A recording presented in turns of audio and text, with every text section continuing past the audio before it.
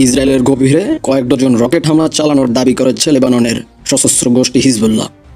শনিবার 21 সেপ্টেম্বর রাতে ওই অঞ্চলের হাইফা শহরে পূর্ব দিকের রামাত ডেভিড বিমান ঘাঁটি লক্ষ্য করে রকেট হামলা চালানো হয়েছে বলে আল জাজিরার প্রতিবেদনে বলা হয়েছে।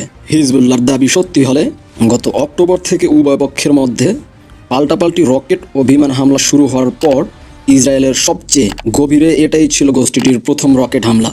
ইসরায়েলের সামরিক বাহিনী লেবানন থেকে 10টি রকেট ছোড়ার কথা জানিয়েছে। এসব রকেটের অধিকাংশই লক্ষ্যবস্তুতে আঘাত করার আগেই জব্দ করা হয়েছে বলে দাবি তাদের। ইসরায়েলি আর্মি রেডিও জানিয়েছে হিজবুল্লাহর রকেট হামলার পর 60 বছর বয়সী একজন আহত হয়েছে। এর আগে শনিবার সন্ধ্যায় দক্ষিণ লেবানন জুড়ে কয়েকশো বিমান হামলা চালিয়েছে ইসরায়েল। হিজবুল্লাহর সম্ভাব্য হামলায় ব্যর্থ করতে এসব হামলা চালানো হয়েছে বলে জানানো হয়েছে। এক বিবৃতিতে হিজবুল্লাহ জানায় এবার তারা তথাকথিত ফাদিয়া 1 ও ফাদিয়া 2 রকেট ছুঁড়েছে।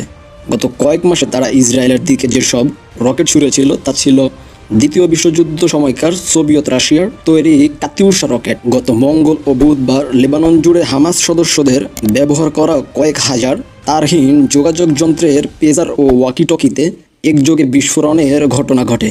লেবানন সরকার ও হিজবুল্লাহর দাবি ইসরায়েলের বৈদ্যুতিক বার্তার মাধ্যমে এ বিস্ফোরণ ঘটিয়েছে।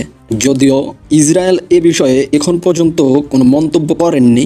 2 দিনের বিস্ফোরণে সাধারণ মানুষসহ সশস্ত্র গোষ্ঠীর 37 জন নিহত হয়েছে, আহত হয়েছে প্রায় 3000।